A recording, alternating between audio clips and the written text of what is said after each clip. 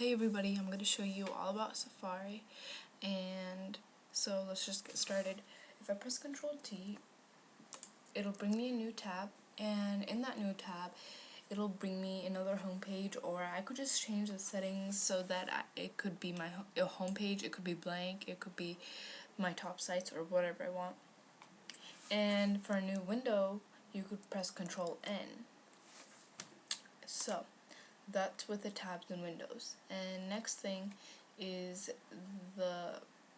this button. It's for adding a bookmark. You can change what bookmark it goes into, and you can change the name of the bookmark. Also, here you have a Google thing right here, and you could just type in it and it'll give you search results and recent searches. And over here you have the new tab, new window, find on page, zoom, text encoding, view source, mail link, save as, or print, all things you might use. Then this is the settings tab, at least that's what I think it's called. So this is the show menu bar. I normally don't do that. That's just with the file edit history and stuff. And I usually hide the menu bar.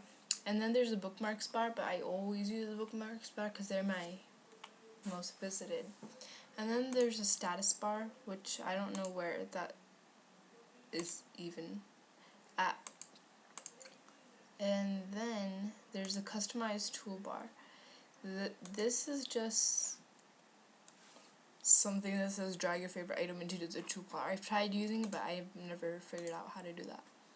Then there's the history, and it's just gonna show you that, your bookmarks bar, your bookmarks menu, and the bookmarks bar is basically everything that's in here. The reason I have so many is because they have it by default for news.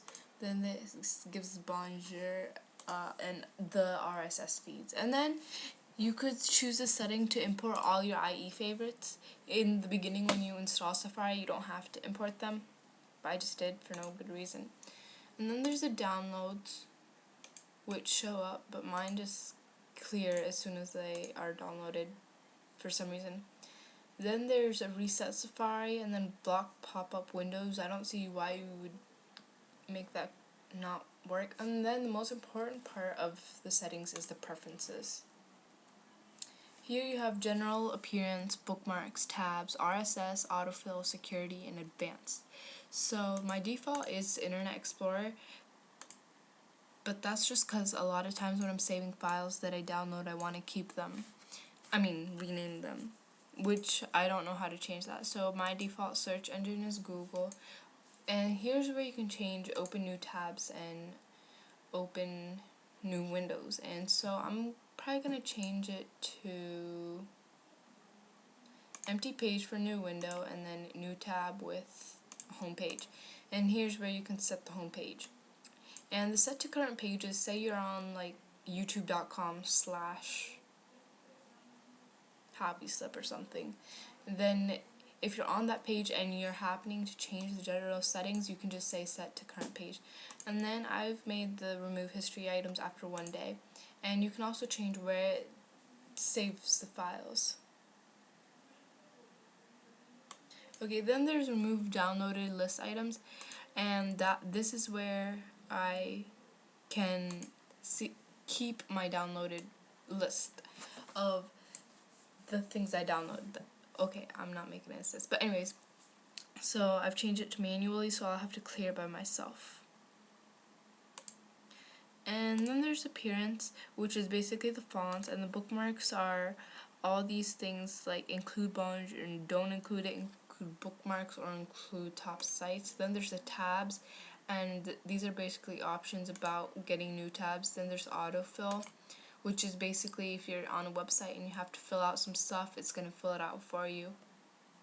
And then there's security, and it's about cookies, web content, and fraud sites. And then there's advanced settings about never use font sizes smaller than 9. And press tab to highlight each item on a web page. So then here there's report bugs to Apple. That's where, say I'm on a page and something's not working. So if AOL is not working, I'm just gonna tell them why it's not working, but I already sent them one, so.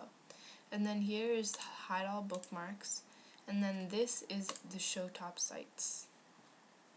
So I could just click on one site, and then here you could search your history, and it'll give you a whole bunch of these previews.